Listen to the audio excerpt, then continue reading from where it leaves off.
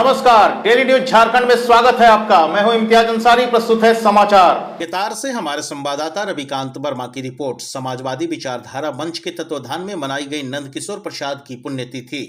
लोहिया समता उच्च विद्यालय के प्रांगण में स्थित प्रखंड स्तरीय स्टेडियम में समाजवादी विचारधारा मंच के तत्वाधान में नंदकिशोर प्रसाद की पुण्यतिथि मनाई गई। कार्यक्रम की शुरुआत नंदकिशोर प्रसाद के तस्वीर पर पुष्पांजलि अर्पित कर किया गया।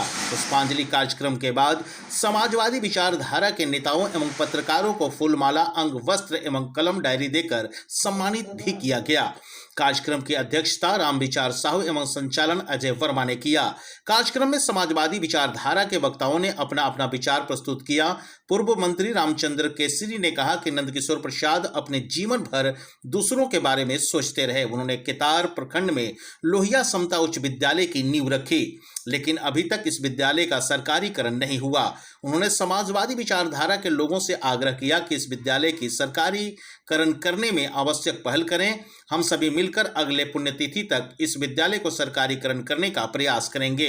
रामेश्वर प्रसाद सिंह ने कहा कि हम सभी नंदकिशोर प्रसाद की पुण्यतिथि मना रहे हैं, परंतु मेरा मानना है कि सच्ची श्रद्धांजलि तभी मानी जाएगी जब स्वाभिमान के साथ समझौता न हो। वहीं अजय वर्मा ने कहा कि नंदकिशोर प्रसाद धनी व्यक्तित्व के थे।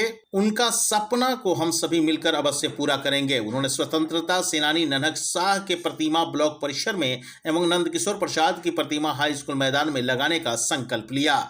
सभी समाजवादी विचारधारा के नेताओं ने भी समर्थन किया। नंदकिशोर प्रसाद एक नजर में नंदकिशोर प्रसाद अपने 3 भाइयों में सबसे बड़े थे। अपनी शिक्षा पूरी करने के बाद शिक्षक बनकर समाज की सेवा किए। कुछ वर्ष उपरांत शिक्षक पद नौकरी को त्याग पत्र देकर कृषि विभाग में इंस्पेक्टर पद पर आसीन हुए, लेकिन उनके अंदर सेवा करने की भावना कूट कूट कर भरी हुई थी।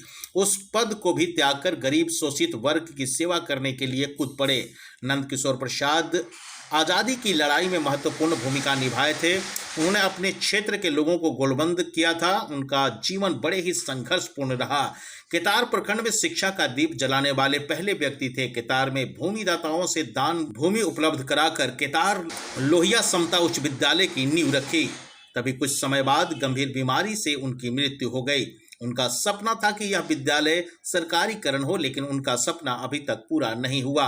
इनकी रही उपस्थिति नंदकिशोर प्रसाद की धर्मपत्नी शांति कुंवर, पूर्व मंत्री रामचंद्र केसरी, पूर्व विधायक आनंद प्रताप देव, ताहिर अंसारी, मुक्तेश्वर पांडे, परशु गुप्ता, पूर्व सरपंच बिरजन वर्मा, रामेश्वर प्रसाद सिंह, पूर्व मुखिया दशरथ गुप्ता, करौंदी प्रमुख धनराज पासवान, उप प्रमुख गोरखनाथ चौधरी, लल्लू राम, सुरेश प्रसाद, रामविचार साहू, अजय वर्मा, विश्वनाथ पाल, विनोद भगत, रमेश पाठक, ईश्वरी बैद, सूर्यनाथ सिंह, मनोज फौजी, योगेंद्र राम सहित काफी संख्या में समाजवादी विचारधारा के समर्थक उपस्थित थे।